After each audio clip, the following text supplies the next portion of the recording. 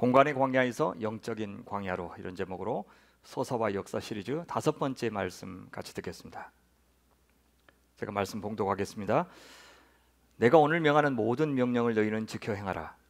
그리하면 너희가 살고 번성하고 여호와께서 너희 조상들에게 맹세하신 땅에 들어가서 그것을 차지하리라. 내 하나님 여호와께서 이 40년 동안에 내게 광야 길을 걷게 하신 것을 기억하라. 이는 너를 낮추시며 너를 시험하사 내 마음이 어떠한지 그 명령을 지키는지 지키지 않는지 알려 하심이라. 너를 낮추시며 너를 줄이게 하시며 또 너도 알지 못하며 네 조상들도 알지 못하던 만나를 내게 먹이신 것은 사람이 떡으로만 사는 것이 아니요 여호와의 입에서 나오는 모든 말씀으로 사는 줄을 내가 알게 하려 하심이라. 사사기 2장 말씀입니다. 전에 여호수아가 백성을 보내매 이스라엘 자손이 각기 그들의 기업으로 가서 땅을 차지하였고, 백성이 여호수아가 사는 날 동안과 여호수아 뒤에 생존한 장로들, 곧 여호와께서 이스라엘을 위하여 행하신 모든 큰 일을 본 자들이 사는 날 동안에 여호와를 섬겼더라. 여호와의 종 눈의 아들 여호수아가 110세의 죽음에 무리가 그의 기업의 경내 에브라임 산지 가스산 북쪽 딥낫 헤레스에 장사하였고, 그 세대의 사람도 다 그 조상들에게로 돌아갔고, 그 후에 일어난 다른 세대는 여호와를 알지 못하며 여호와께서 이스라엘을 위하여 행하신 일도 알지 못하였더라. 아멘. 저희가 지난 2시간에 걸쳐서 살폈던 창세기 12장 1절부터 3절, 그리고 출애굽기 19장 3절부터 6절의 말씀은 하나님께서 아브라함에게 주신 약속이었고, 또 출애굽한 이스라엘에게 주신 약속이었습니다. 이 두 약속은 구약에서 하나님의 백성의 역할이 무엇이고 또 그들의 정체성이 무엇인지를 우리에게 잘 보도록 도와주는 일종의 해석학적 렌즈 역할을 했습니다. 이 약속에서 하나님은 앞으로 아브라함의 후손 이스라엘을 통해서 당신의 본래 창조의 목적을 성취하실 것이라고 말씀하셨습니다. 아브라함의 후손들을 위대한 민족으로 만드시고 또 그 민족을 통해서 다른 모든 민족과 모든 피조물들을 축복하실 것이라고 약속하셨습니다. 그들이 축복을 받는다는 말은 구체적으로 무슨 뜻입니까? 네, 그들이 하나님이 본래 지으신 그 생명답게 살아간다는 뜻입니다. 생명의 하나님과 그리고 생명 있는 다른 모든 것들과 잘 교제하면서 사는 존재가 되게 해주시는 것, 그것이 축복입니다. 생명이 생명으로서 제 역할을 한다면 생명이 있는 것들에게는 존재 자체가 기쁨이요 영광이 될 것입니다. 이스라엘의 정체성은 그렇게 세상을 복되게 하는 선교사였습니다. 이스라엘을 통한 하나님의 선교는 창세기 11장에 나오는 흩어짐과 요한계시록 22장에 나오는 이스라엘을 통한 열방의 치료, 그것 사이에 간극을 메우는 하나님의 방법입니다. 성경의 서사에서 가장 중요한 것이 바로 이것입니다. 하늘에 속한 모든 신령한 복을 열방에게 주시려는 하나님의 선교, 이것이 중요합니다. 그것을 통해서 하나님 나라가 세워지게 하는 것, 그것이 창조의 목적입니다. 그렇다면 출애굽 이후에 전개될 이스라엘 역사의 목적이 무엇인지 우리는 이제 알 수가 있습니다. 그들은 하나님이 의도하신 세상의 모습이 어떠한지를 세상 앞에 알리는 존재로 부름받은 것입니다. 이스라엘의 모든 역사는 바로 그 올바른 형태를 찾아가는 과정이라 할 수 있습니다. 각 시대마다 그들은 바로 그 상황에서 하나님의 성품과 하나님의 질서를 닮은 가장 멋진 존재 방식을 만들어내야 했습니다. 그것이 부족 연맹이든지 통일 국가든지 아니면 심지어 여러 곳으로 흩어져 살든지 혹은 포로로 잡혀가 있는 상황이든지 상관없이, 그러니까 그들이 축복을 받은 것처럼 보이는 상황이든지 아니면 심판을 받고 있는 상황이든지 이스라엘은 변함없이 바로 그곳에서 그 상황에서 세상 앞에 하나님이 기뻐하시고 원하시는 존재 방식을 보여주어야 했던 겁니다. 하나님이 이스라엘을 열방의 교차로, 문명의 교차로에 두신 이유도 거기에 있을 겁니다. 이스라엘은 열방이 잘 볼 수 있는, 알아볼 수 있는 그런 위치에 존재하였습니다. 이스라엘은 그 당시 세계의 중심에서 끊임없이 그들의 시선 속에서 살아야 했던 겁니다. 그들 앞에서 이스라엘은 하나님의 영광을 드러내는 삶을 살아야 했습니다. 그것이 가장 중요하다는 것, 그것을 세상 앞에도 알려주어야 했습니다. 하나님의 영광을 드러내는 삶이 가장 중요한 인생이다 라고 하는 것을 보여주며 살도록 부름받았습니다. 하나님의 제사장 나라로서 자신을 드러내는 이런 이스라엘의 가시성은 그들의 정체성이었을 뿐만 아니라 그들의 역할, 그들의 사명이었던 것입니다. 그것은 오늘 우리에게도 마찬가지입니다.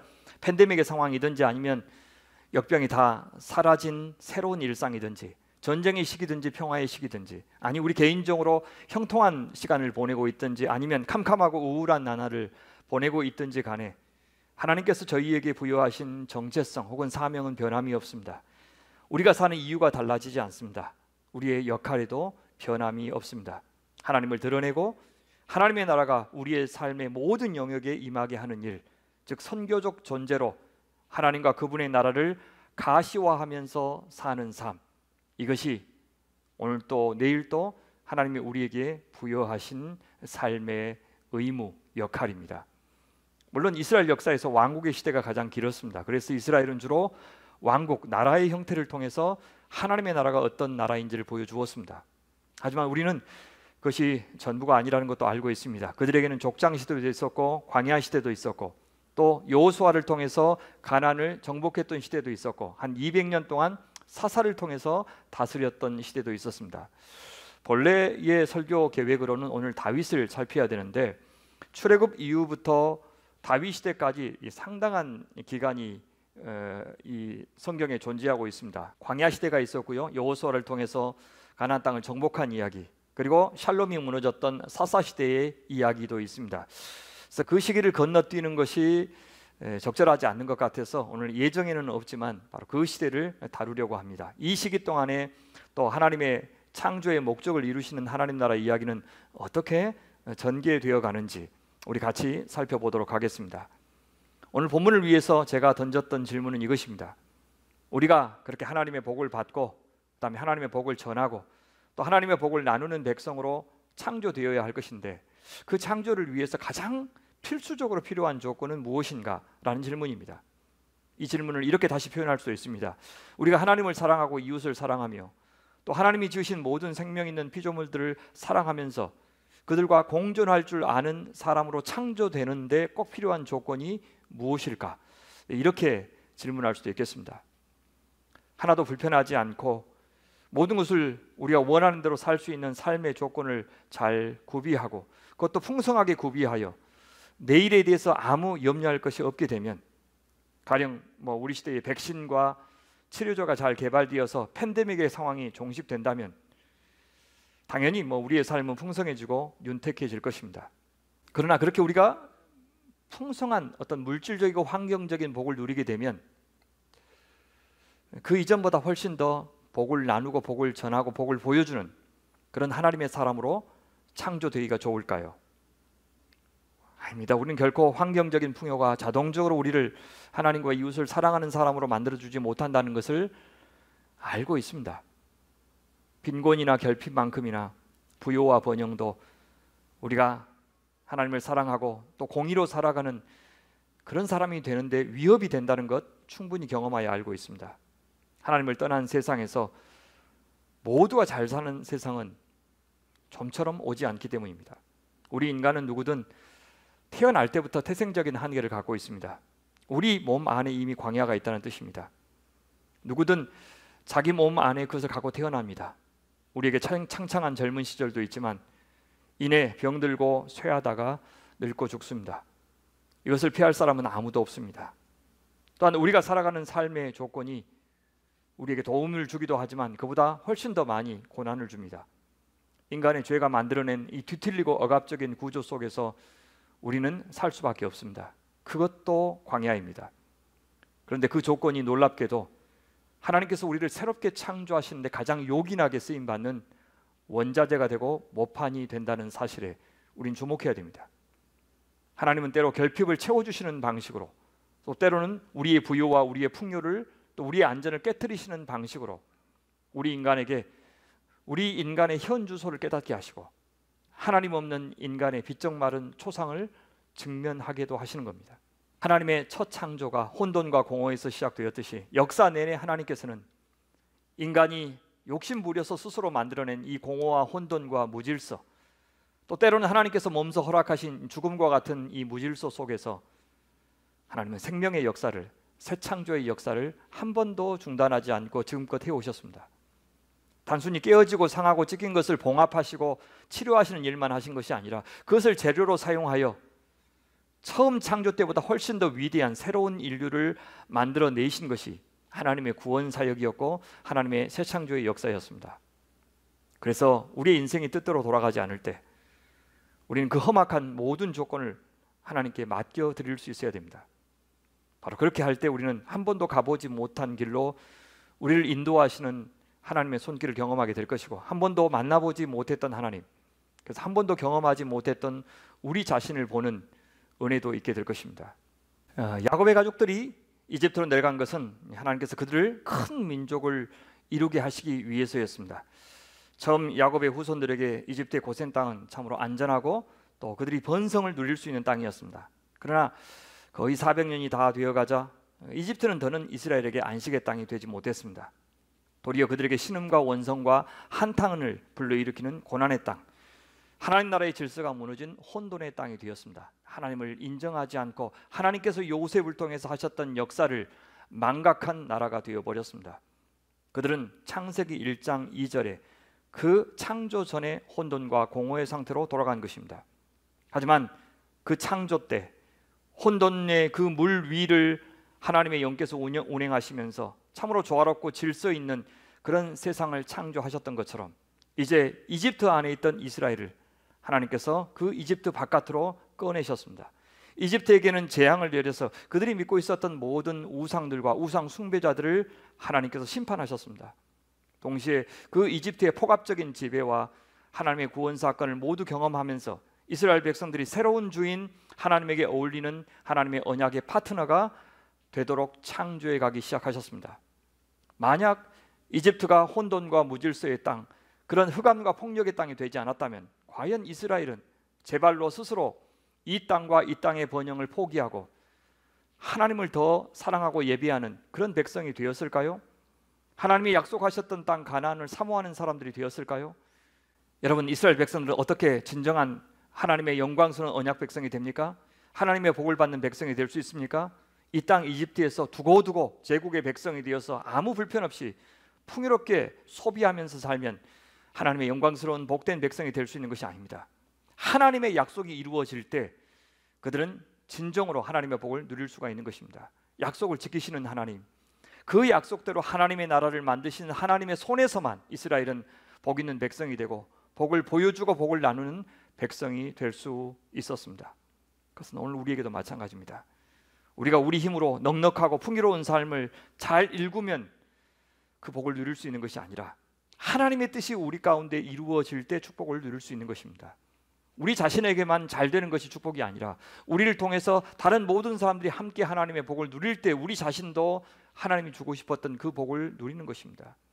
우리는요, 원하는 것을 얻기만 하면 우리 하나님의 뜻대로 살지 않았으면서 그것을 하나님의 축복이라고 말하기 참 좋아하는 사람들입니다. 아니, 원하는 것을 이루기만 하면 심지어 하나님이 필요 없다고 여기는 사람들이 바로 우리입니다. 우리는 그렇게 하나님을 사랑하고 하나님을 인정하는 사람, 이웃을 복되게 하는 지혜로운 사람이 되기가 참 어려운 사람들입니다.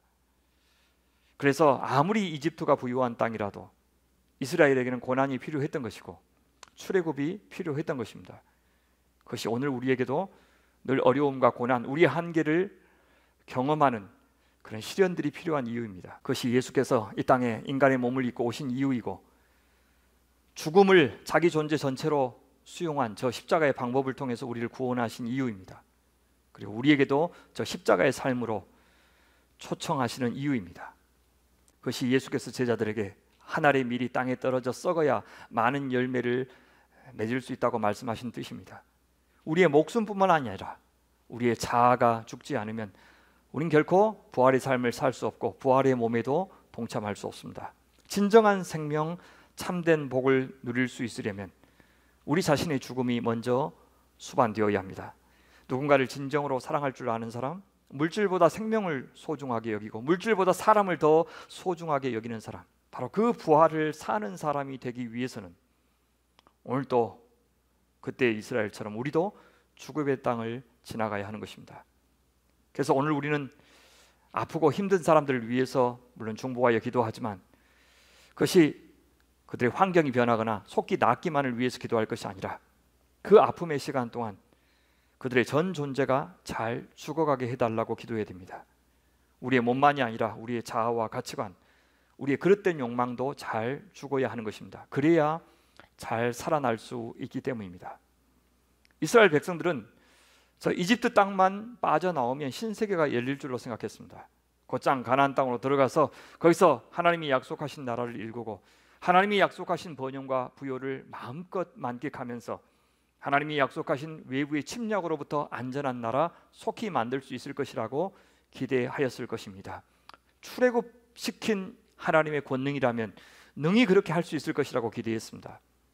출애굽한 이스라엘의 관심은 그렇듯 하나님 자신이 아니라 철저히 물질과 환경이었습니다. 그러나 하나님의 관심은 이스라엘이었습니다. 이스라엘의 관심이 소유였다면 하나님의 관심은 존재였습니다. 하나님은 이스라엘이 하나님 자신을 인정하고 예배하는 백성이 되기를 원하셨고 사랑하는 당신의 백성 이스라엘에게 제가 주고 싶은 그 복을 전달하고 싶으셨습니다. 그들이 생명을 만끽할 수 있도록 필요한 것을 공급하실 뿐만 아니라 그들을 안전하게 지켜주시고 그들이 온전해질 때까지 그들의 허물을 용서하시고 기다리시면서 그들 곁에 임재하시기를 주님은 간절히 원하셨습니다. 그러나 하나님께서는 곧장 그렇게 하시지 않았습니다. 이스라엘 백성들을 가나안 땅으로 바로 인도하시지 않았고 그래서 그 땅에서 자신이 원하는 모든 것 그리고 이스라엘 백성들이 바라는 모든 것을 이루어 주시지 않았습니다. 그 대신 그들을 광야로 인도하셨습니다. 그들을 홍해 앞에 세우셨습니다. 광야는 어떤 곳입니까? 죽음의 땅, 혼돈과 공허의 땅입니다. 먹을 것과 마실 것이 없는 땅입니다. 아브라함의 아내 사라의 태가 죽음의 땅, 자손의 약속을 위태롭게 하는 불임의 땅이었듯이 이 광야 역시 씨를 심을 수도 없고 그래야 열매를 맺을 수도 없는 죽음의 땅이었습니다. 홍해는 어떤 곳입니까? 죽음의 물입니다. 거기에는 길이 없습니다. 뒤에서는 바로의 정예부대가 뒤쫓아오고 있고 앞에서는 홍해가 가로막고 있었습니다. 이스라엘 백성들은 어디로 가든지 이제는 죽음밖에 남지 않은 상황이었습니다. 이스라엘 백성들은 바로 그 광야에서 그 홍해 앞에서 어떻게 반응했습니까? 그들이 출애굽을 기억했다면 열 재앙을 통해서 애굽을 초토화시켰던 그 창조주 하나님의 능력을 기억했다면 그들은 어떻게 반응해야 마땅했겠습니까? 그 하나님 여호와께서 그 창조주 하나님께서 이스라엘을 위하시기만 한다면 이 광야는 즉시 생명의 땅으로 변할 수 있고 홍해의 물도 언제든 잠잠해지게 만들 수 있다는 사실을 그들은 믿어야 했습니다. 하지만 이스라엘의 상태 자체가 바로 불임이었고 광야였습니다. 그들은 하나님께 불평했고 원망했습니다. 하나님께서 자신들을 구원하신 동기를 의심했습니다. 고난 앞에서 일순간 이스라엘 백성들에게 하나님은 자신들을 구원하셨던 위대한 하나님에서 참으로 무책임하고 무능한 신으로 전락했습니다. 그리고 이스라엘 백성들 자신을 원하지도 않는데 자신들을 속여서 참으로 안전했고 부요했던 땅 이집트를 떠나게 만든 못된 하나님이 되게 만들었습니다. 하나님은 이토록 사랑도 없고 믿음도 없는 이스라엘 백성들을 도대체 어떻게 해야 당신의 본래 의대로 복을 받고 복을 누리는 백성으로 창조하실 수 있을까요? 도대체 어떤 방법이 있을까요? 하나님의 방법은 변함이 없었습니다. 그것은 사랑이었습니다. 하나님의 아가페적인 사랑, 그 표현이 바로 언약입니다. 언약은 이스라엘이 원하거나 요구해서 맺은 것이 아니라 하나님이 자청하여 스스로 약속에 자기 자신을 묶는 사건, 그것이 바로 언약 체결입니다. 하나님 스스로 이스라엘에게 의무와 책임을 지는 존재가 되기로 작정하신 겁니다. 그런 사랑만이 이스라엘을 변화시킬 수 있음을 하나님 자신이 가장 잘 아셨습니다. 따라서 그 언약의 조건으로 주신 토라는 하나님의 사랑의 표현입니다.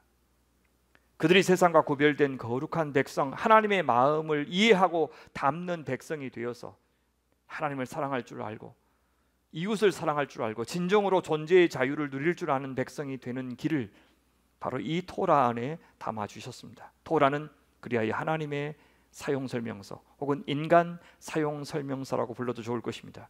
토라는 하나님의 사랑의 표현이고 생명의 길을 보여주는 사실상 하나님 자신인 것입니다.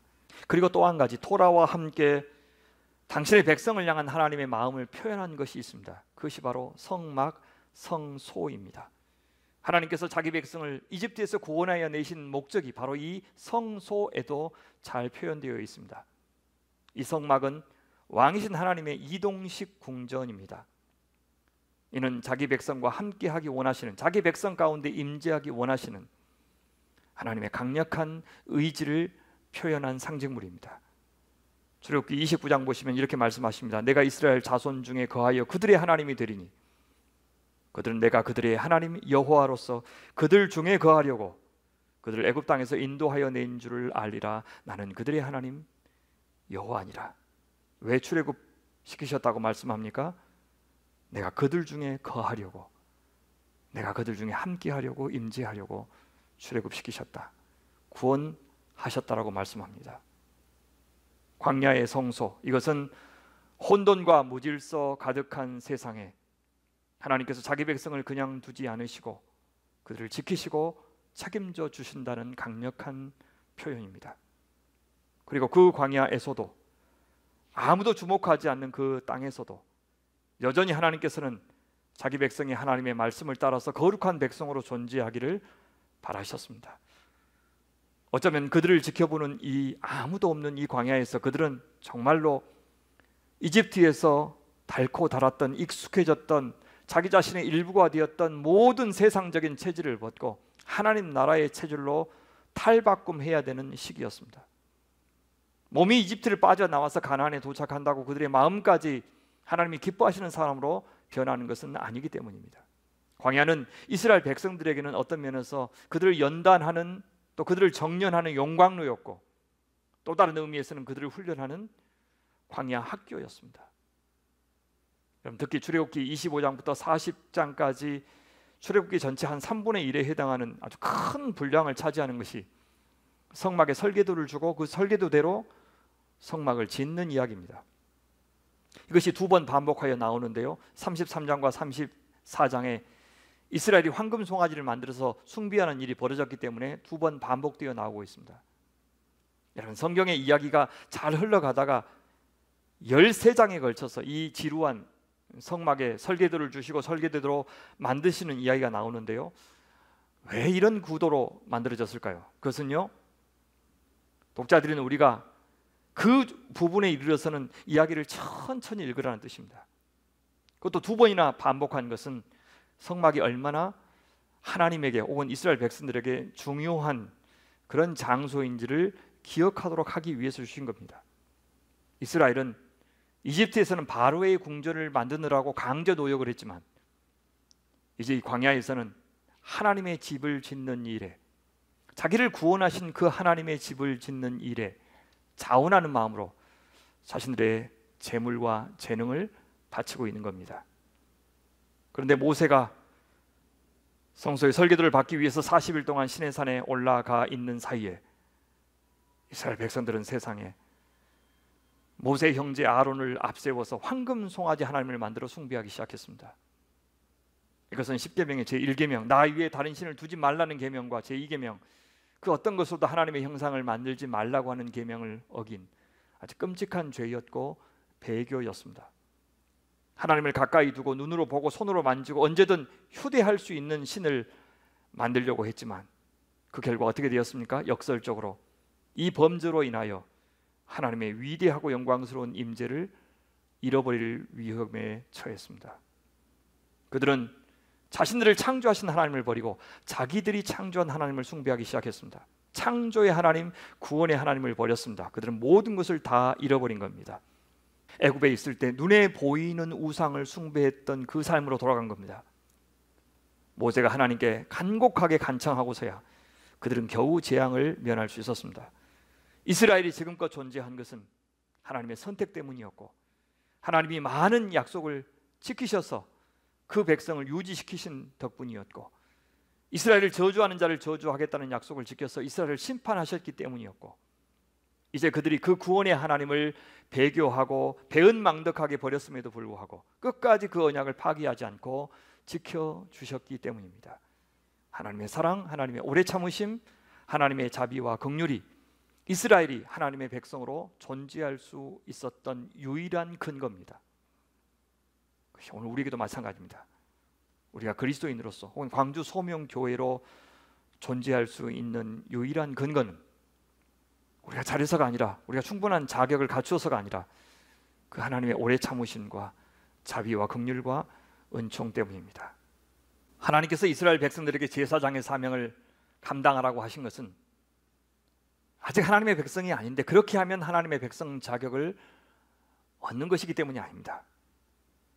이만큼 기대하시고 기다리시고 용서하시고 사랑하여 자기 백성을 삼아주신 하나님의 은혜를 알고 하나님의 진심을 알고 이제 그 하나님의 창조의 목표를 이루는데 참여하라고 하는 요구가 바로 거룩한 제사장의 사명을 감당하라고 하는 바로 그 명령의 의미인 것입니다. 우리에게 의무와 책임이 주어진 것은 바로 그 전에 하나님의 말로 할 수 없는 그 은혜가 있었기 때문입니다. 그래야 하나님께서는 다시 용서하시고 성소의 설계도를 주셨습니다. 그리고 그 설계도를 따라서 성소가 완성되었습니다. 하나님이 그 성소에 거하시기 위해서 찾아오시는 장면으로 출애굽기는 마무리되고 있습니다. 이따금씩 나타나셨던 하나님께서 이제 내내 자기 백성 가운데 임재하시겠다고 약속하신 겁니다. 그들과 함께 움직이시고 함께 여행하실 겁니다. 그리하여 이 성소를 중심으로 한 이스라엘 공동체 안에 하나님께서 만들고 싶으셨던 나라, 하나님이 처음에 의도하셨던 그 창조의 질서를 이루기로 작정하신 겁니다. 그리고 이 창조의 질서를 온 세상에 퍼뜨리시기로 마음 먹으신 겁니다. 그것이 하나님의 계획입니다. 광야의 혼돈 가운데 있는 이 작고 고독한 장소에서 새 창조가 시작된 것입니다. 무질서의 한가운데 질서가 생겨나기 시작한 겁니다. 성소는 이스라엘 안에 의도하신 작은 세상 질서입니다. 정해진 일과에 따라서 일하는 제사장들의 모습, 그것은 창조 세계 안에 존재하는 모든 피조물들, 태양이나 나무나 인간들이 각자 자기 자리에서 질서 있게 제 역할을 하면서 하나님을 예배하는 모습과 같습니다. 성소는 역사 속에서 하나님의 창조 질서를 실현하는 곳입니다. 존재하는 모든 것들이 그들이 존재하는 방식 자체로 하나님의 영광을 드러내야 하는 바로 그 질서를 성소 공동체인 이스라엘 안에서 우리는 먼저 확인해야 되는 것입니다. 세상의 온 백성들이 바로 이스라엘 안에서 하나님이 기뻐하시는 그 질서를 확인해야 했던 것입니다. 우리 시대에 바로 그 성소 공동체, 성전 공동체가 교회 아닙니까? 하나님은 이제 예수님을 구주와 주로 모시는 이 성육신 공동체를 당신의 성소로 삼으셨습니다. 그 교회 안에서 하나님은 자신이 세상에서 보기 원하시는 창조의 질서, 샬롬의 질서, 안식의 질서, 하나님 나라의 질서를 만들기 원하십니다. 그런 점에서 역사상 에덴 동산이 성소였습니다. 노아의 방주가 성소였습니다. 바벨탑을 떠났던 아브라함의 가정이 성소였습니다. 애굽의 고센 땅이 한때는 성소였습니다. 그리고 이제 언약 공동체인 이스라엘이 성소 역할을 하고 있는 것입니다. 특히 물의 혼돈 위를 자유롭게 다니면서 질서가 있는 하나님의 공동체의 역할을 했던 노아의 방주처럼 자기 땅이 없이 여기저기 객으로 유랑하던 믿음의 공동체 아브라함의 가정처럼 이제 혼돈의 광야 일을 이리저리 이동하는 이 성소 공동체가 하나님 나라의 질서를 보여주는 소우주로 하나님 앞에 존재하게 된 것입니다. 그들은 세상 앞에 샘플 역할을 하고 있습니다. 비록 이 광야에서는 그들을 지켜보는 이 많이 없지만 이 광야에서 그들은 가나안 땅에 들어가서 세상과 구별된 거룩한 공동체로 존재하게 될 준비를 이곳에서 같이 해야 했던 것입니다. 몸에 새겨진 전통을 만드는 시간이었습니다. 이 하나님 나라의 질서를 온 세상에 전하는 이 제사장으로 존재하는 법을 그런 이 광야에서 배워야 했습니다. 아무것도 없는 죽음의 땅에서 무려 40년 동안이나 안전하게 존재할 수 있었다면 그들은 이제 누구도 땅이 자신들에게 복을 준다고 믿지 않는 그런 세상에서 그 유래를 찾아볼 수 없는 그런 새로운 인류가 될 것입니다. 하지만 인간이 얼마나 믿음을 갖기 어렵고 하나님을 사랑하기 어려운지를 우린 광야 이스라엘 백성들에게서 찾아볼 수 있습니다. 그들을 변화시키기에는 출애굽의 엄청난 이적도 부족했고 홍해를 건너는 이적도 반석을 쳐서 거기서 물을 내고 불기둥과 구름기둥으로 그들을 인도하셨던 엄청난 경험으로도 부족했습니다. 하늘에서 만나를 내려주시고 아말렉과의 전투에서 빛나는 승리를 경험케 하시고 심지어 하나님의 영광의 빛을 머금은 모세를 보고 그 하나님이 아무것도 아닌 자신들과 언약을 맺어주신 위대한 사건을 경험하는 것으로도 부족했습니다. 그런 숱한 경험을 가지고는 이스라엘 백성들이 하나님만 믿고 사랑하는 족속이 될 수가 없었던 것입니다. 여러분, 이것이 현실이었습니다. 인간으로서의 현실이고 인간이 사는 사회의 현실입니다. 이제 하나님이 창조의 계획을 포기하시든지 아니면 이전보다 훨씬 더 강한 사랑을 베풀고 더 지속적으로 사랑을 베풀고 그들을 끊임없이 구원하시고 용서하시는 방법을 통해서 그들을 창조하시든지 둘 중에 하나뿐이었습니다. 하나님은 어떤 결정을 하십니까? 하나님은 더 큰 사랑을 베풀기로 하신 겁니다. 더 지독한 사랑, 저 지속적인 사랑을 베풀기로 하셨습니다. 동시에 거룩하지 않는 것, 하나님을 배반한 죄를 묵인하지 않기로 하셨습니다. 그럼 죄를 지어서 죽어 마땅한 자들이 거룩하신 하나님과 함께하는 일은 어떻게 가능합니까? 그래서 주신 것이 레위기의 제사들입니다. 제사장들입니다. 그리고 각종 절기들입니다. 그리고 안식일, 안식년, 희년입니다. 이 모든 것들이 하나님 나라 이스라엘만이 갖고 있는 독특한 질서였고 동시에 이것들은 그들이 하나님의 복을 이 광야에서부터 경험할 수 있도록 해준 은혜의 장치들이었습니다. 거룩을 포기할 수 없지만 동시에 사랑을 포기할 수 없는 하나님의 조치가 바로 이것입니다. 거룩한 장소, 거룩한 날, 거룩한 사람, 그리고 정결과 부정을 나누신 것은 온 세상과 모든 시간과 모든 사람을 당신의 거룩한 소유로 삼기 원하시는, 그래서 그들이 하나님의 복을 누리는 안식과 샬롬의 나라로 창조하기 원하시는 하나님의 마음을 거기에 담고 계신 겁니다. 특히 여러분, 안식일의 질서를 한번 생각해 보십시오. 자신들을 위해서는 아무 일도 하지 않고 오직 하나님을 위하여 예배하고 이웃과 쉼을 나누기만 했을 뿐인데 먹을 것이 떨어지지 않고 도리어 기쁨과 평화를 누릴 수 있었던 날이 안식일입니다. 모든 것이 하나님의 선물로 은혜로만 작동된다는 것을 보여준 날이 안식일이었습니다. 내가 갖고 있는 부동산이 나를 살게 하는 것이 아니고 내가 땀을 쏟아서 쟁취한 어떤 소유가 나를 먹여 살리는 것이 아님을 알게 하는 날이 안식일이었습니다. 하나님을 예비하고 그분을 인정하고 그분께 감사하는 것, 내가 내 이웃을 환대하고 사랑하는 것, 그것이 안식의 조건이고 인간의 조건이라는 것을 말해주는 세상 어디에도 없는 질서가 바로 안식일이 말해주는 하나님 나라 질서였습니다. 하지만 이스라엘은 그런 중에도 착각해서는 안 됩니다. 무엇을요? 그 때만 거룩하고 거기만 거룩하고 자신들만 거룩한 나라라고 여기면서 이 선교적 사명, 이 제사장의 사명을 게을리한다면 그들은 도리어 하나님 앞에서 부정한 자로 간주되어 심판을 받을 것이라는 사실도 기억해야 했습니다. 제사 제도 속에 하나님께서 두신 당신의 뜻을 한번 생각해 보십시오. 제사 제도는 새로운 관계를 시작하려는 데 목적이 있지 않고 이미 세우신 관계를 유지하려는 데 목적이 있는 제도입니다. 제사는 하나님과의 관계를 더 풍성하게 하는 도구였고 동시에 깨어진 관계를 회복하는 길을 열어주신 하나님의 제도였습니다. 그러나 제사로 저절로 관계가 유지되거나 회복되는 것은 아닙니다. 반드시 전제되어야 할 것이 있는데 그것이 바로 순종의 사랑이고 회개였습니다. 사랑하여 토라에 순종하는 삶이 없다면 제사도 소용이 없습니다. 진심으로 죄를 뉘우치고 죄를 중단하지 않으면 속죄의 제사가 유효하지 않습니다.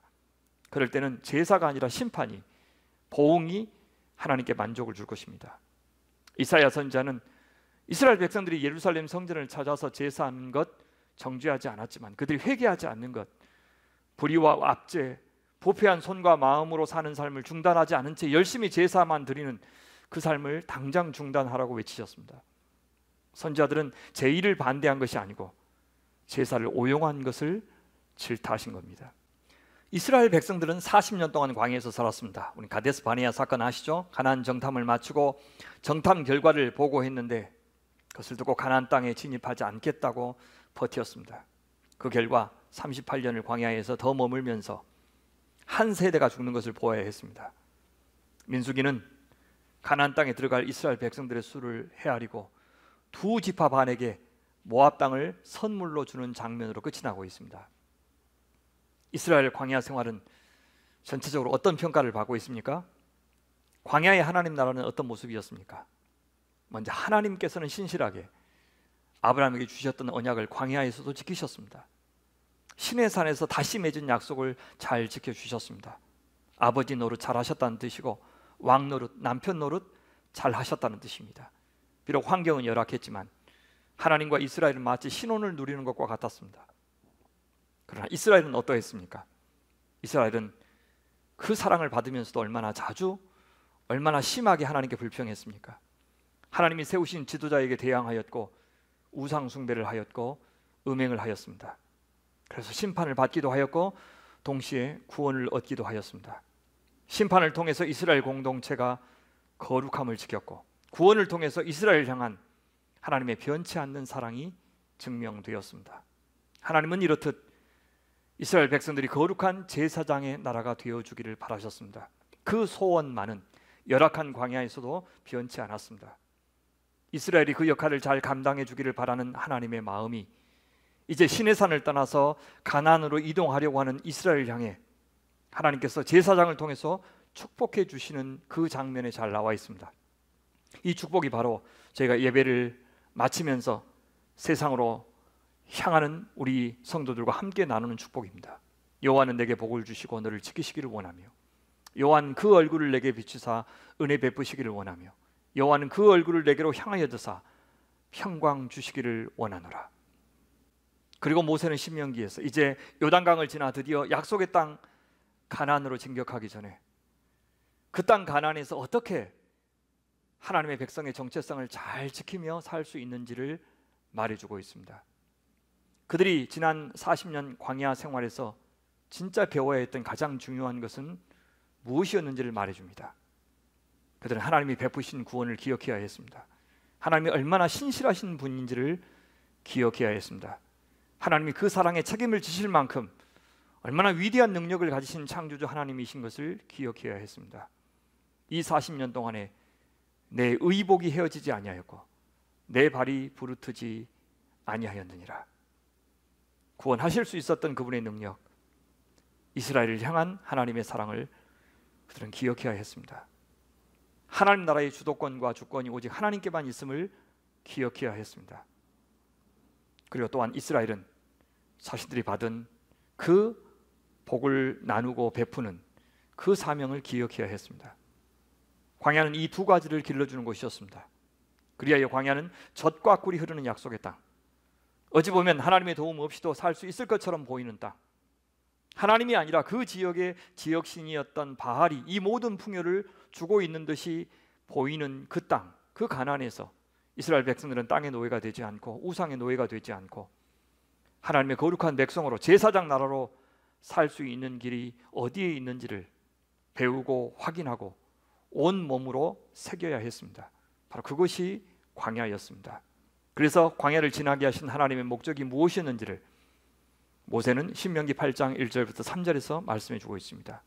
내가 오늘 명하는 모든 명령을 너희는 지켜 행하라.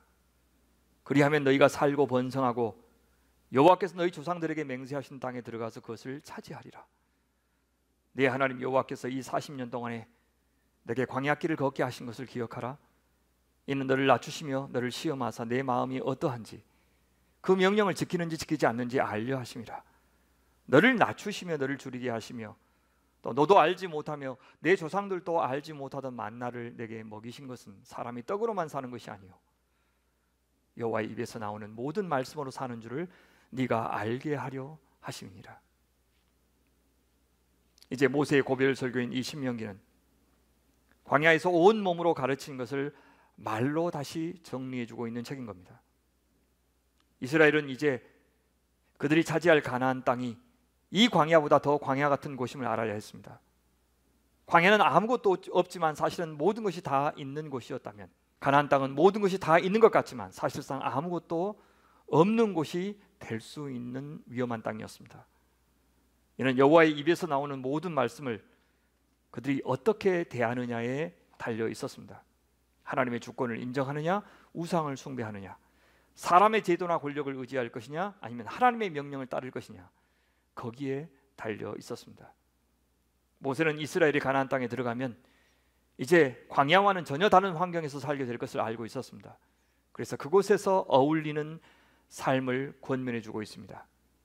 광야는 임시적인 공간이었습니다. 개개 신분으로 늘 유랑하면서 살아야 했던 곳입니다. 내 것이라고 주장할 수 있는 것이 아무것도 없었습니다.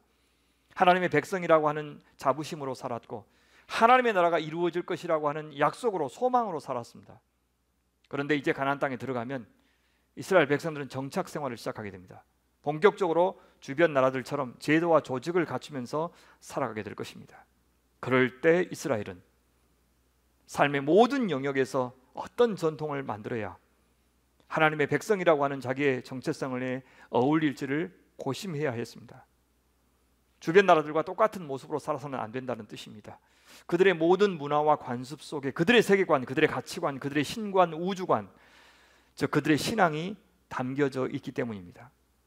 모세는 이스라엘이 가나안 땅에서 전개되는 삶의 모든 영역에서 다른 민족 앞에서 빛이 되기를 바랐습니다. 제사 지낼 때만, 안식일을 지킬 때만 구별되는 것이 아니라 그들이 사는 것, 생각하는 것, 먹고 입고 집을 짓고 이웃을 대하고 특히 약자들을 대하는 모든 방식에서 세상과 구별되기를 원했습니다. 하나님께서 살면서 이것은 내 영역이다 이렇게 말할 수 없는 영역이 단 한 평도 없다는 사실을 기억하게 만들고 싶었습니다. 그러니 삶의 모든 영역에 하나님의 말씀인 토라의 정신이, 원리가 어떻게 스며들어야 하는지를 이 신명기에서 말씀해 주신 겁니다. 이제 가나안 땅에서 이스라엘에게는 일상과 신앙이 따로일 수 없고 정치와 종교가 분리될 수 없었습니다. 신명기는 가나안 땅에서 이제 국가 규모의 이스라엘이 다른 주변 국가들과의 관계에서 어떻게 하나님 나라의 모습을 갖춰가야 하는지를 보여주시는 책입니다. 만약 그들이 하나님의 제사장으로서 거룩함을 유지하지 않는다면, 가나안 사람들이나 그 주변 나라들과 똑같아진다면 하나님은 그 이방 나라를 다루듯 이스라엘을 다루실 것이라고 경고하셨습니다. 신명기 27장과 28장에 나오는 저주와 축복의 그 약속은 바로 이스라엘이 하나님의 말씀 앞에 어떻게 반응하느냐에 따라서 결정될 것입니다. 그렇게 출애굽과 광야 시대에 모세를 통해서 열어가셨던 하나님 나라의 이야기는 신명기에서 마감합니다. 놀랍게도 하나님께서는 모세의 실수를 이유로 대시면서 그가 가나안 땅에 들어가서 정복 사역을 완수하도록 하는 그 일은 허락하지 않으십니다. 그보다 더 심한 죄도 많이 용서하셨으면서도 출애굽의 1등 공신이었던 모세, 광야의 그 여정을 숱한 고난과 어려움 속에서도 잘 이끌어냈던 이 모세의 그 작은 잘못은 용서하지 않으십니다. 심지어 그가 간곡하게 가나안 땅에 들어갈 수 있게 해달라고 기도했는데도 거절하십니다. 그 이유가 무엇인지 우리는 알 수가 없지만 짐작할 수는 있습니다. 이는 모세가 지도자였기 때문입니다. 하나님의 역할을 대신하는 지도자였기 때문입니다. 지도자가 하나님보다 자기 자신을 드러내는 것이 얼마나 이스라엘 백성들 모두에게 치명적으로 악 영향을 끼치는지를 이후에 존재하는 모든 지도자들에게 보여주기 위해서 그렇게 하셨다고 생각합니다. 둘째, 그것은 다음 지도자인 여호수아를 위한 조치입니다.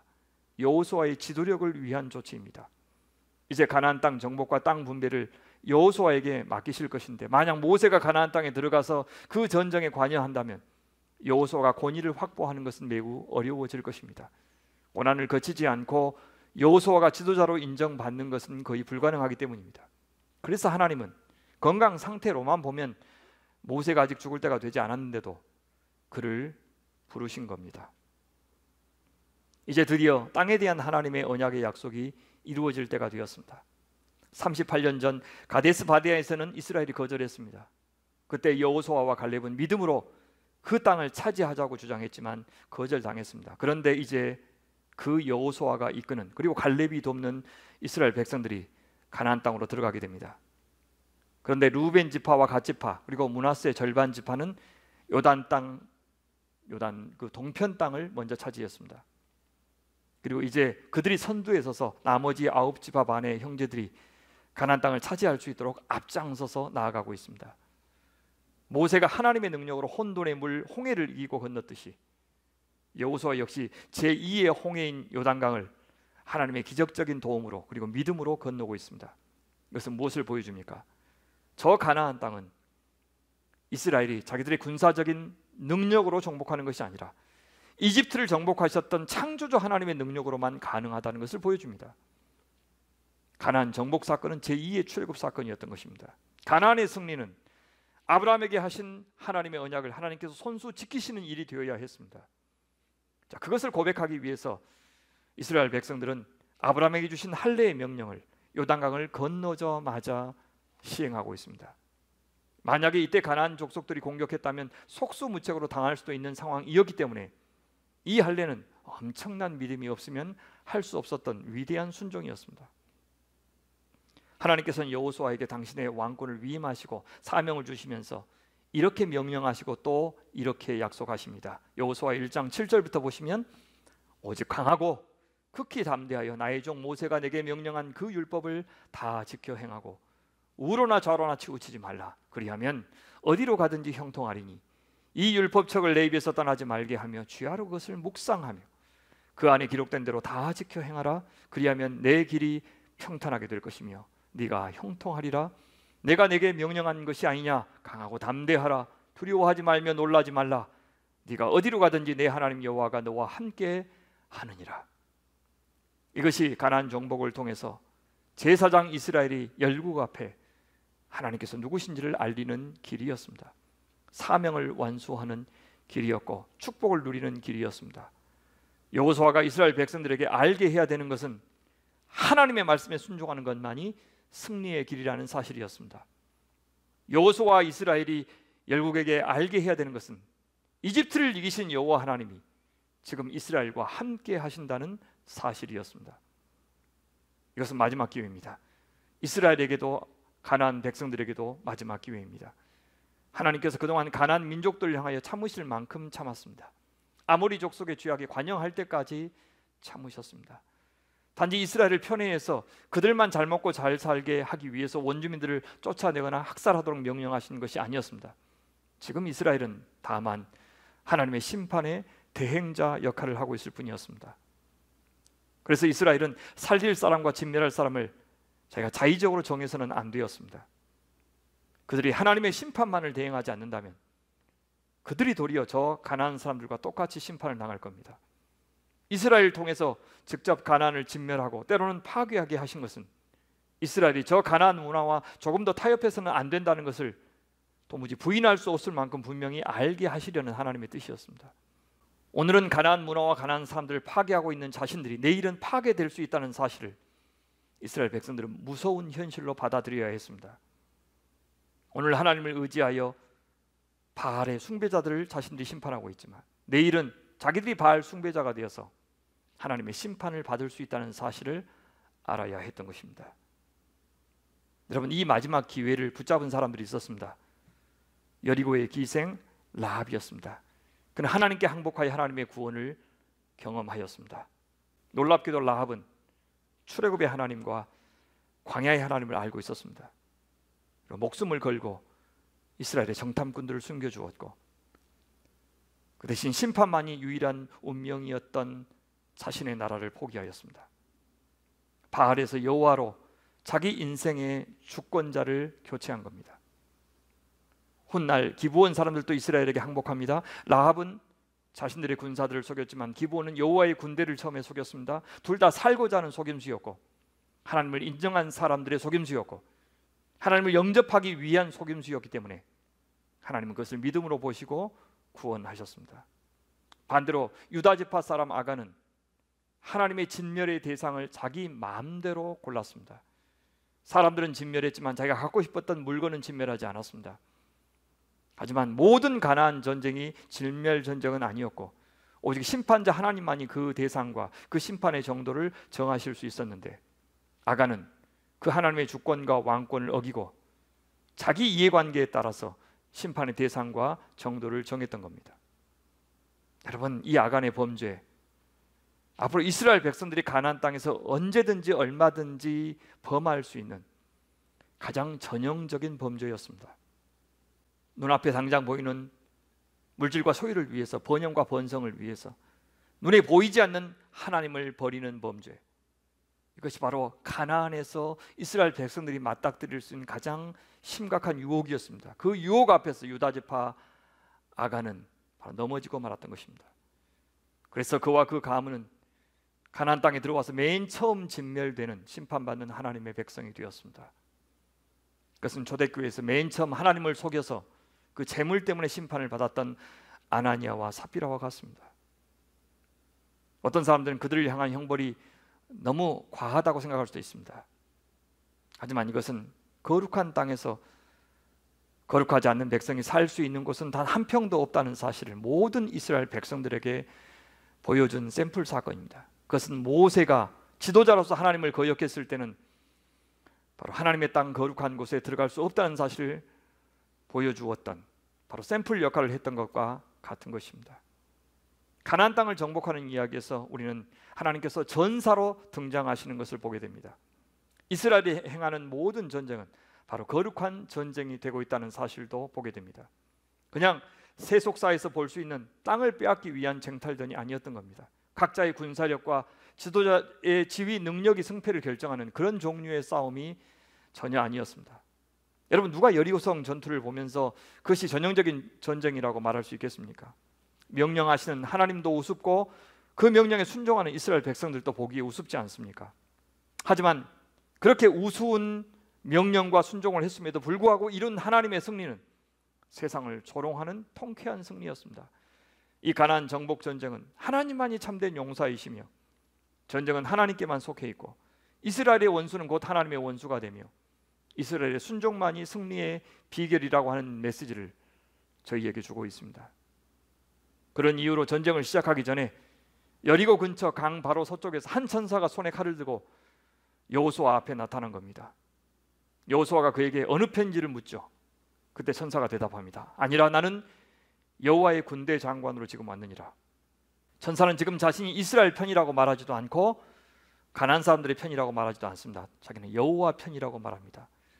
이스라엘이 언약의 약속을 받으려면, 저 가나안 땅에 들어가서 승리를 차지하려면 믿음이 필요했던 것입니다. 하나님을 내 편으로 끌어들이려고 하는 마음보다는 이스라엘 자신들이 하나님의 명령을 따라서 하나님의 편이 되어 전쟁을 수행함으로써 하나님의 도구 노릇을 하는 것이 필요했던 것입니다. 천사의 말대로 여호수아는 발에서 신을 벗어야 했습니다. 이는 불꽃 떨기 나무에서 여호와께서 모세에게 말씀하셨던 것과 똑같은 항복 명령이었습니다. 완전한 항복 명령. 전투의 책임자는 여호수아가 아니라 하나님 자신이 되겠다고 하신 말씀입니다. 이것을 이해할 때 우리는 왜 이스라엘 백성들이 여리고와 아이 전투를 마치고 나서 곧장 에발산과 그리심산이 감싸고 있는 도시 세겜으로 갔는지를 이해할 수 있습니다. 세겜은 바로 모세가 이스라엘 백성들 너희들 가나안 땅에 들어가면 맨 처음 도착해서 언약을 갱신하라 이렇게 명령하셨던 바로 그곳이었기 때문입니다. 이스라엘 백성들은 분명 세겜에 도착해서 이렇게 고백했을 겁니다. 주님, 이 땅은 하나님 당신의 것입니다. 약속대로 하나님이 이 땅을 주셨습니다. 하나님의 말씀대로 저희는 이 땅에 살겠습니다. 그렇게 언약을 갱신하며 다짐했을 겁니다. 이 땅이 자신들에게 생명 주는 것 아니고 하나님의 말씀에 대한 자신들의 태도에 따라서 생명과 사망의 길이 갈린다고 그들은 에발산과 그리심산의 절반씩 서서 언약했던 겁니다. 그렇게 얻은 가나안 땅은 이제 하나님의 은혜로 받은 선물입니다. 아무도 자기 것을 주장해서는 안 되고 남의 것을 넘봐서도 안 되는 땅이었습니다. 남지도 않게 모자르지도 않게 살 만큼 주셨습니다. 그것이 분배 과정에서도 잘 드러나는데요. 땅을 정복하고 그 경계를 정하는 것은 이스라엘 자신들이었지만 어느 땅에 어떤 지파가 들어가 차지할 것인지는 하나님이 몸소 정하셨습니다. 이스라엘은 그 하나님의 뜻을 알기 위해서 제비를 뽑았을 뿐입니다. 그렇게 이스라엘은 하나님 나라의 상속자가 되었습니다. 이로써 아브라함에게 주신 약속을 하나님은 다 이루셨습니다. 하나님은 동편의 3곳, 서편의 3곳 모두 6곳에 도피성도 두셨습니다. 이것은 실수로 누군가를 죽였을 때 친족들의 사적인 보복을 받고 정당한 재판을 받을 수 있는 권리를 보장해 주기 위해서입니다. 하나님이 얼마나 인간의 생명을 소중히 여기시는지를 보여주셨습니다. 레위 지파는 땅을 분배받지 못했습니다. 그러나 그들이 거할 수 있는 성읍은 받았습니다. 나머지 지파들이 이 레위 지파의 생계를 보장해 주도록 명령하셨습니다. 요셉은 에브라임과 므낫세 이 두 지파의 땅을 분배받았습니다. 여기서 우리가 궁금한 것은 가나안 정복의 위대한 영웅 여호수아와 갈렙은 어떤 땅을 어떻게 분배받았는지에 대한 것입니다. 갈렙은 어떻습니까? 이 산지를 내게 주소서라고 말하면서 그가 처음 정탐할 때 하나님께 부탁하였고 약속을 받았던 바로 그 산지, 거인 족속이 살던 곳, 하나님 나라 이스라엘을 모욕하던 강력한 세력 아낙 자손들이 살고 있던 그 땅을 이제 자기가 친히 주도하여 정복하고 그 땅을 차지하고 싶다고 요청하고 있습니다. 그 땅이 유독 비옥해서가 아니라 그 땅을 차지함으로써 하나님의 명예도 되찾고 싶었기 때문입니다. 아브라함의 후손을 저주하는 자를 저주하시겠다고 하는 하나님의 약속이 이루어지는 것을 그는 자기 눈으로 보고 싶었던 것입니다. 우린 또 여호수아가 어떤 땅을 분배받았는지를 이 땅 분배 이야기의 맨 마지막 장면에서 볼 수가 있습니다. 여호수아는 에브라임 산지를 기업으로 받았다고 말합니다. 그 역시 갈렙처럼 기존에 성읍이 있는 정말 비옥하고 좋은 땅을 달라고 요구하지 않았습니다. 험한 산지를 받아서 개간하고 있는 모습을 볼 수 있습니다. 이스라엘 자손이 그들의 경계를 따라 기업의 땅 나누기를 마치고 자기들 중에서 눈의 아들 여호수아에게 기업을 주었으니 다른 모든 사람의 분배를 다 마치고 나서 여호수아는 분배받고 있습니다. 곧 여호와의 명령대로 여호수아가 요구한 성읍 에브라임 산지 딥나세라를 주매 여호수아가 그 성읍을 건설하고 거기 거주하였더라. 이 두 사람의 땅 분배 이야기만 살펴봐도 하나님 나라에서 땅은 물론 중요하지만 그보다 더 중요한 것은 그 땅을 단지 물리적인 공간으로만 여길 것이 아니고 신학적인 공간으로 바라보는 안목이라는 것을 알 수 있습니다. 땅을 하나님이 주권적으로 주시는 선물로 이해했다는 것이 중요하고, 그래서 남들보다 물리적으로 훨씬 좋은 땅이 아니라 훨씬 의미 있고 가치 있는 땅을 요구했다는 사실이 더 중요한 겁니다. 이것이 바로 하나님의 백성들에게 요구되는 태도이고 복을 받는 길입니다. 당장 그들에게 현실적인 안정을 주고 이제 그들이 가나안 땅에서 인간답게 살 수 있는 조건이 마련되었습니다. 그래서 이스라엘 백성들은 땅과 자손을 그들의 미래라고 여겼습니다. 땅과 자손이 없으면 미래가 없는 사람이라고 여겼던 겁니다. 그래서 하나님은 약속 그대로 땅을 주신 겁니다. 이것은 사실 매우 중요합니다. 왜냐하면 이스라엘이 하나님을 보여주는 것은 바로 이 땅에서 일어나는, 이 땅에서 살아가는 모든 삶을 통해서야 하기 때문입니다. 기독교는 결코 물질을 하찮게 여기지 않습니다. 만약 영적인 기독교만 말하고 이 땅의 중요성을 부정했다면 기독교는 마르크스 주의자들의 비난을 받아도 할 말이 없습니다. 아마 위선적인 종교가 되었을 겁니다. 그러나 하나님은 이 가나안 땅을 아름다운 땅이라고 부르십니다. 분명 가나안은 아름다우신 하나님이 아름다운 말씀으로 만드신 아름다운 땅입니다. 광야보다 분명 덜 위험하고 더 안전하며 그래서 덜 결핍을 겪고 더 풍요를 누릴 수 있게 해주는 땅입니다.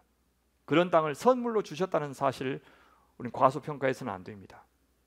그곳은 또 하나의 에덴입니다. 그래서 그곳에서 첫 사람이 받았던 그 사명을 이스라엘도 동일하게 받았습니다. 그 아름다운 땅을 그들은 관리하고 지키고 보호해야 했습니다. 안식일과 안식년과 희년을 잘 지켜서 그 땅도 같이 안식을 누릴 수 있게 해주어야 했습니다. 그 땅에서 나오는 소득으로 하나님을 예배하고 같은 하나님의 가족을 먹이고 섬겨야 했습니다. 특히 다양한 이유 때문에 사회적인 주변인과 약자로 전락한 사람들을 향해서 그들은 이 땅에서 난 풍성한 것들을 가지고 구제하고 살려야 했습니다. 단지 그들을 위해서 기도만 해줄 것이 아니라 저 땅의 축복으로 그들을 살려야 했습니다. 이것은 이스라엘이 제사장 나라의 역할을 하는 것은 그들이 제사 지내는 모습이나 절기를 지키는 모습으로 뿐만 아니라 그들이 가나안 땅에서 사는 모든 일을 통해서 그들이 관여하는 모든 영역을 통해서 해야 될 일이라는 것을 말해줍니다. 이것은 아주 구체적으로 저 영적인 천국이 아니라 물질적인 가나안 땅을 주신 하나님의 뜻인 겁니다. 그런 점에서 이 가나안은 축복이면서 동시에 유혹입니다. 아무것도 없는 광야보다 모든 것을 다 갖춘 가나안이 더 큰 유혹이 됩니다.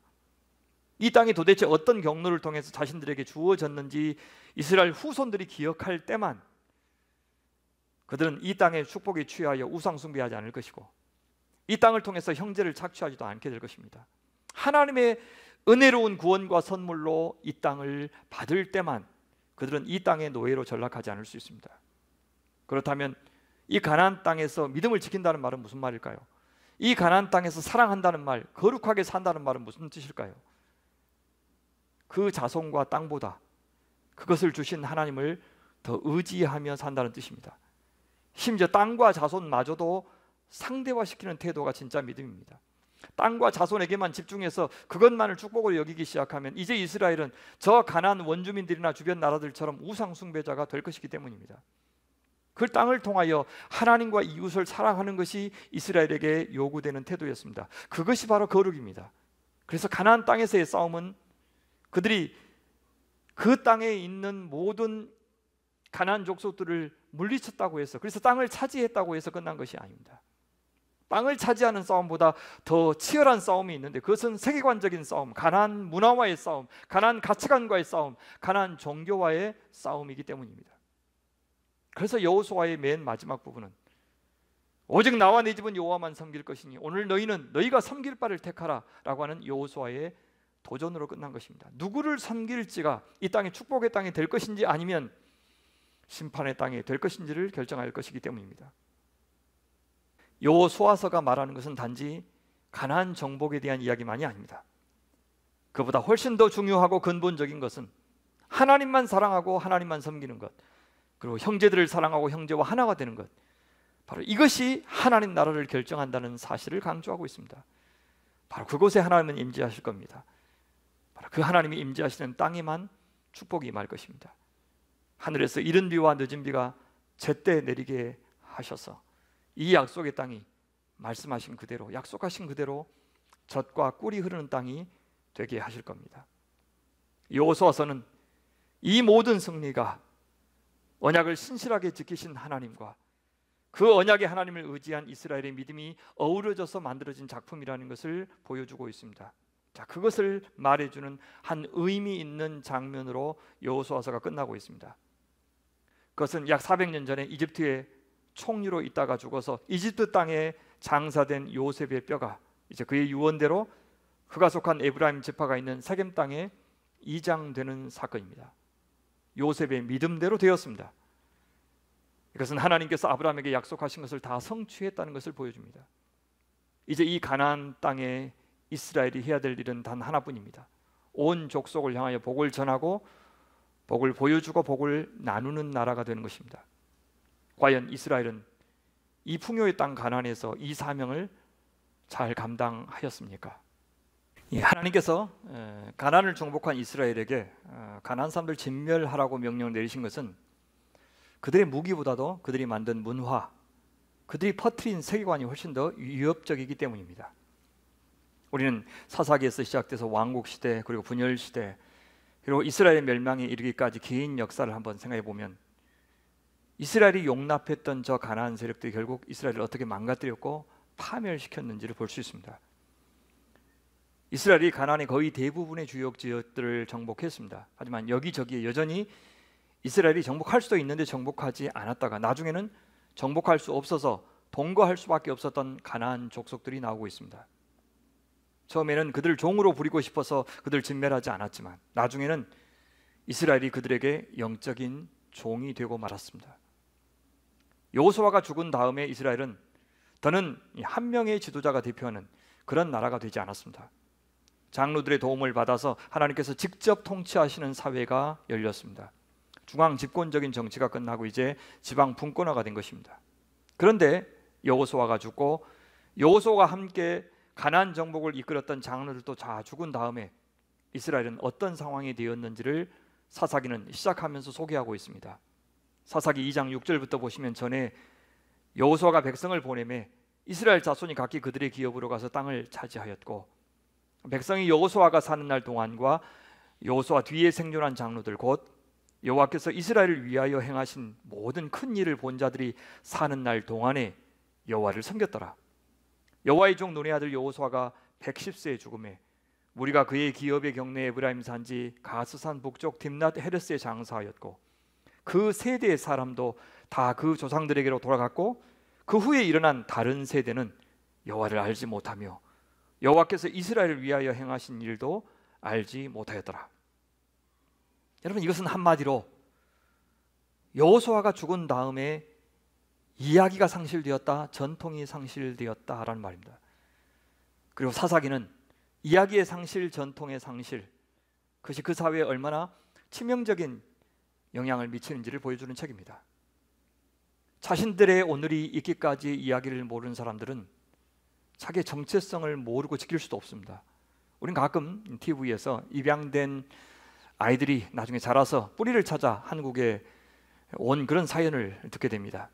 단지 자기를 낳아준 부모를 찾는 일이 아니라 사실 그것은 더 나아가서 자기 자신의 정체성을 찾는 일이었습니다. 그래서 실제 어머니를 만나고 자기가 입양된 사연을 다 듣고 나서 모든 혼란스러움에서 벗어나는 모습을 보았습니다.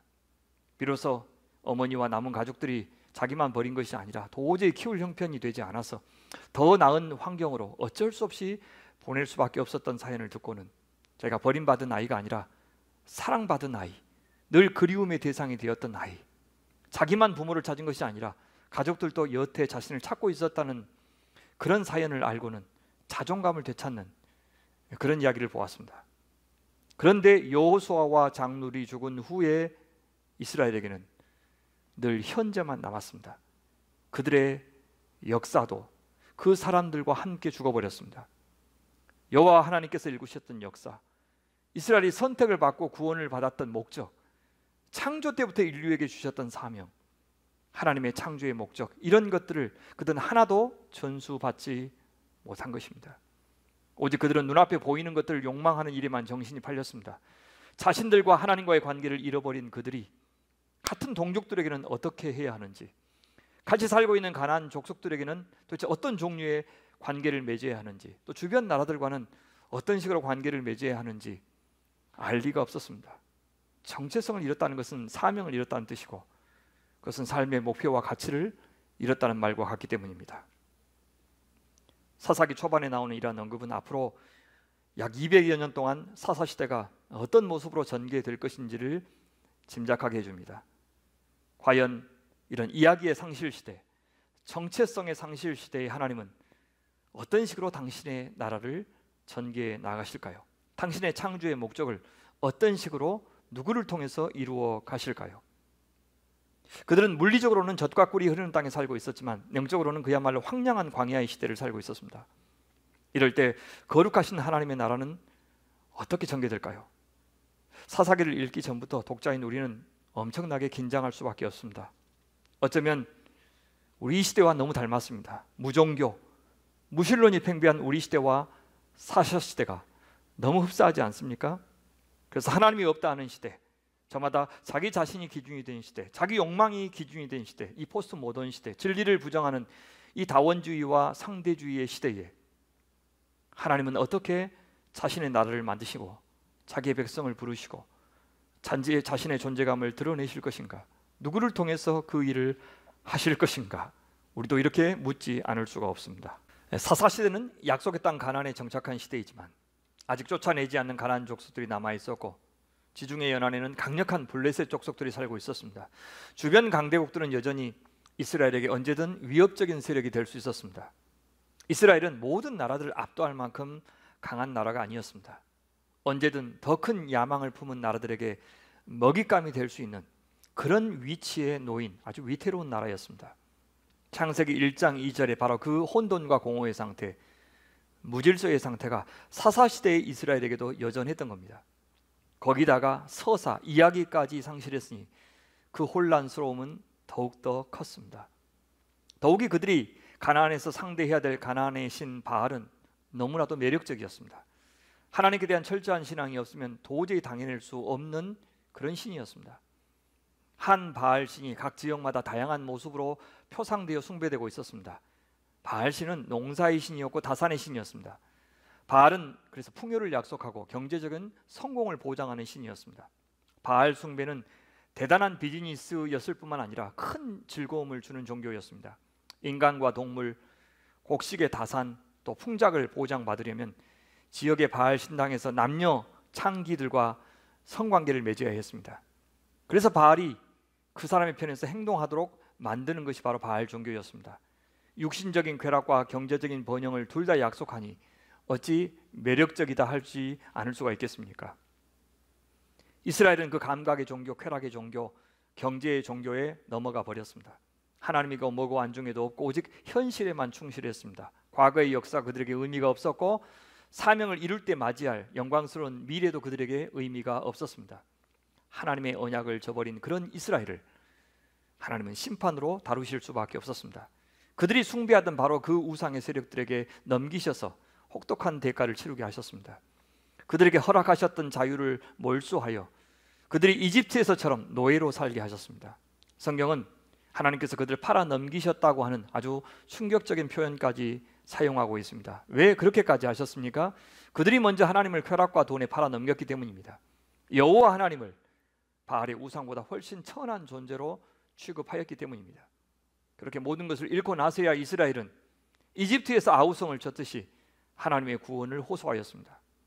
그때 하나님께서 다시 언약에 신실하기로 하십니다. 그래서 하나님이 세우신 구원자가 바로 사사입니다. 사사는 여호수아나 모세와 같은 지도자는 아닙니다. 그들은 비상임 지도자입니다. 평상시에는 자기 일을 하다가 나라가 위기에 처했을 때만 하나님의 성령이 거기에 임하여 카리스마를 받고 구원자 역할을 하는 사람입니다. 그러니까 늘 법정에 앉아서 재판하는 사람이 아니라 전쟁에서 군사 지도자의 역할을 주로 하는 사람이었습니다. 물론 때로는 사법적인 판결을 통해서 공동체 상황을 바로잡기도 하고 백성들에게 영적 지침을 주기도 했습니다. 범죄와 심판, 구원의 호소, 사사를 통한 구원, 이런 패턴이 사사시대 내내 되풀이되고 있습니다.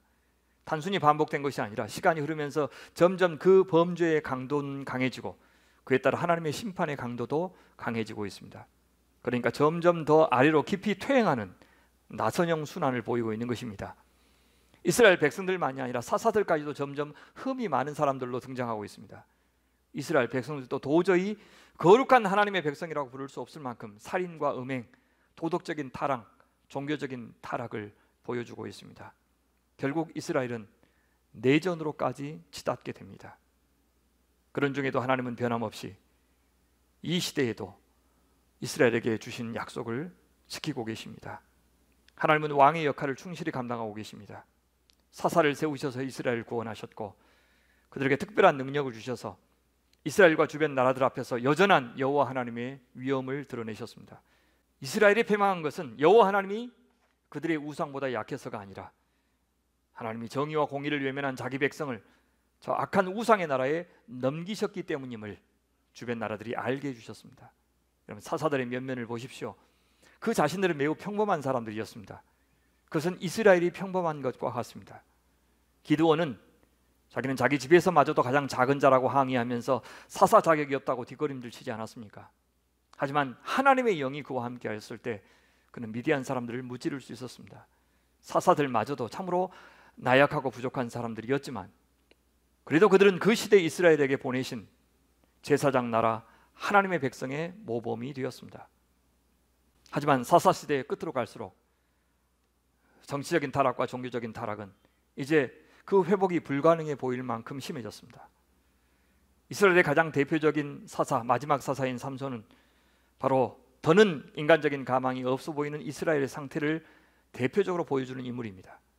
그러면서도 그 이스라엘을 포기하지 않고 그 부족함, 그 혼돈과 공허 속에서 새로운 일을 도모하시는 그 하나님의 창조의 역사를 보여주는 인물이 바로 이 삼손입니다.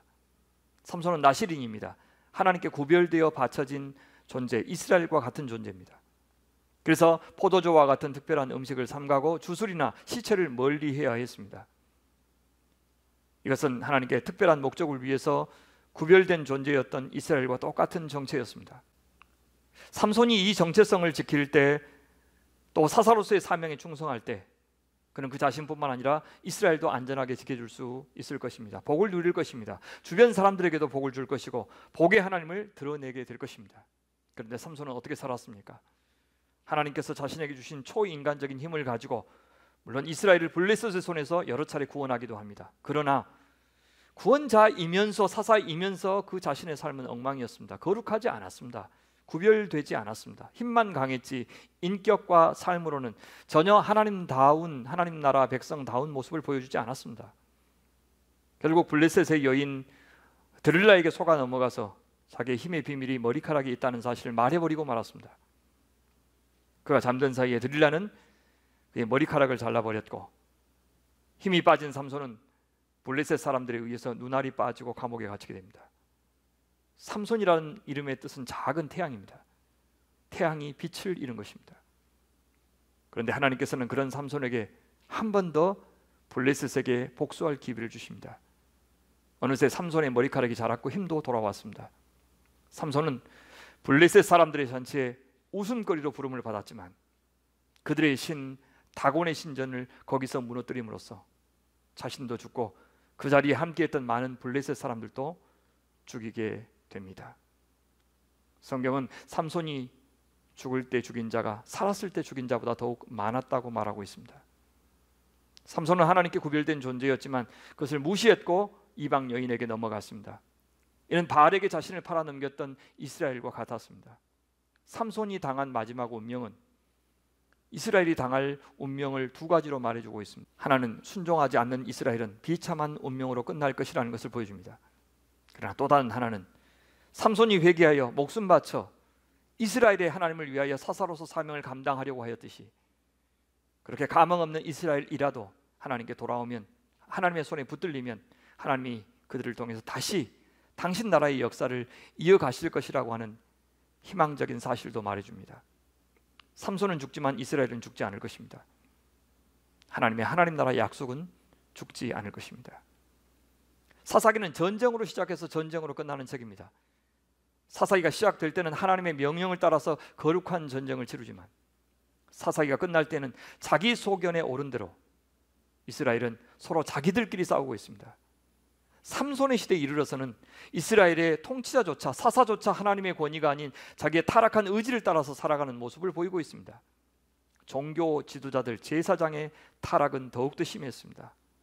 이제 하나님과 그분의 말씀인 토라가 이스라엘에게 잊혀진 지 오래되었습니다.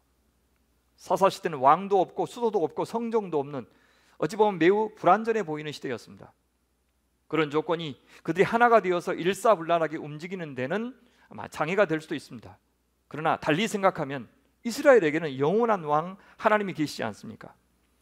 모세가 시내산에 올라간 사이에 황금송아지 하나님을 만들었던 이스라엘의 범죄가 정당화될 수 없듯이 눈에 보이는 왕이 없다고 그들이 우상 숭배한 것 어떤 식으로든지 사사시대 범죄는 정당화될 수가 없습니다. 어찌 보면 하나님만 의지하면 가장 인간적으로 큰 자유를 누릴 수 있었던 가장 이상적인 형태의 거버넌스, 통치 형태를 갖고 있는 시대가 사사시대였습니다. 우린 나중에 하나님께서 어쩔 수 없이 왕을 세우시는 것 허락하시면서 앞으로 너희들 타락한 왕을 통해서 얼마나 혹독한 시련을 당할지 알아야 된다 하면서 경고했던 것을 우리가 생각해 보면 이 사사시대의 정치체제가 얼마나 하나님께서 자기 백성을 믿어주시면서 허락하신 제도인지를 알 수가 있습니다. 만약 그들이 하나님만 사랑했다면 가장 큰 자유를 누리면서 가장 번성한 그런 축복을 누릴 수 있는 정치 형태가 사사시대였습니다. 강력한 담임 목회자의 리더십에 의존하는 교회가 아니라 장로님들과 실행위원들이 집단 지도체제를 형성한 우리 교회의 거버넌스가 사실 사사시대를 닮았다고 할 수 있습니다. 하지만 만약 이런 체제에서 우리가 하나님을 의지하지 않는다면, 저마다 자기 눈에 오른 대로만 한다면 그 어떤 제도보다 가장 큰 혼란과 무질서를 겪을 수 있는 그런 제도가 우리 교회의 제도이고 또한 이 사사시대의 제도였습니다. 그래서 결국 나중에 이스라엘은 왕을 요구합니다. 하나님을 떠났던 자기의 죄는 생각하지 않고 자신들의 나라가 이렇게까지 약한 것은 주변 나라들과 정치체제가 달랐기 때문이라고 생각했습니다. 주변 나라들의 왕정만을 부러워했습니다. 그것이 자기 자신들에게 어떤 노예 같은 삶을 가져다 줄 것인지는 생각하지 않은 채 오직 강한 나라가 될 수 있다는 환상만을 갖고 왕정 체제를 구한 것입니다. 하나님과 같은 인간 왕이 세상에 어디 있습니까? 하지만 사사시대는 우리에게 분명히 말해줍니다. 하나님께서 왕이 되실 때, 우리가 하나님을 섬길 때, 하나님을 사랑할 때, 우리가 하나님의 말씀인 토라의 귀를 기울이고 순종할 때 우리는 창조주 하나님, 구원의 하나님께서 주인 되시는 역사를 우리가 기억하고 전수할 때, 그때 세상이 감히 넘볼 수 없는 강력한 하나님의 나라가 되고 이스라엘은 세상이 누리지 못하는 복을 누리는 그런 나라가 될 것임을 우리는 알 수가 있습니다. 말씀을 맺겠습니다. 광야의 시대에 하나님은 성소를 통해서 우리와 함께 해주셨고, 하나님이 세상에서 보고 싶어 하셨던 그 질서를 성소 공동체인 이스라엘을 통해서 이루셨습니다. 죽음의 땅 광야에서 40년을 보내는 동안 하나님은 이스라엘의 생명이 오직 창조주 하나님께만 달려있는 것을 경험하고 또 경험하게 날마다 만나를 주셨습니다. 이 광야에서 이스라엘은 앞으로 저 가나안 땅에서 이룰 하나님 나라를 준비해야 했습니다. 하나님만을 생명의 원천으로 모시고 사는 법을 배워야 했습니다. 온 몸으로 체득해야 했습니다. 죽음의 땅에서도 하나도 남지도 않고 모자라도 않게 채우셨던 그 하나님, 자신들을 안전하게 지켜주셨던 그 하나님, 그리고 기어이 무려 400년 전에 하셨던 땅의 약속을 성취해 주신 하나님, 그 하나님만을 의지하는 법을 이 광야에서 그들은 철저히 배워야 했습니다. 가나안 땅을 정복하는 과정에서도 여호수아와 그의 백성들은 오직 하나님만이 이 전쟁의 용사로서 거룩한 전쟁을 수행하시도록 맡겨드려야 했습니다. 그것은 여호수아와 그를 따르던 장로들이 모두 죽고 사라진 사사시대에도 마찬가지였습니다. 하나님의 나라는 하나님만이 왕으로 통치하시는 나라입니다. 어떤 조건을 핑계하지 않고 그 하나님의 창조의 능력을 믿고 그 하나님이 우리를 얼마나 사랑하시는지를 믿는 백성들이 있는 곳이 바로 하나님의 나라입니다. 그리하여 어떤 환경에서도 세상과 다른 방식으로 거룩함을 추구하면서 하나님의 복을 누리고 관계의 복을 누리고 그 하나님의 복을 전하는 나라가 되도록 우리는 부름받은 것입니다. 사랑하는 소명의 가족 여러분, 오늘 우리 이 소명의 공동체 안에서 주님께서 원하시는 그 하나님 나라의 질서를 이루어 가기를 바랍니다. 우리 몸에 그 샬롬의 질서, 안식의 질서, 거룩의 질서가 이루어지기를 바랍니다. 그래서 세상이 우리를 보면서 우리가 우리 힘으로 사는 것이 아니라 우리가 믿는 하나님의 힘으로 살고 있음을 보게 해 주십시다. 팬데믹은 광야의 시간입니다. 우리 이 광야의 시간 동안 잘 비우고 잘 죽고 또 하나님 앞에 잘 간구하는 복의 사람으로 훈련되고 양육되어 가기를 바랍니다.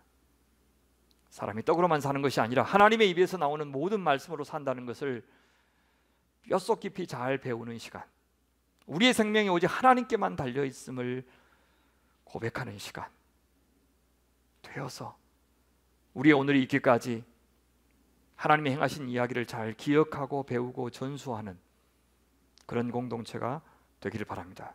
그래서 이 팬데믹의 광야 시간이 도리어 우리에게 하나님을 더욱더 생생하게 경험하고 현상시키는 그런 축복의 시간이 되기를 간절히 바랍니다. 같이 기도하겠습니다. 주님,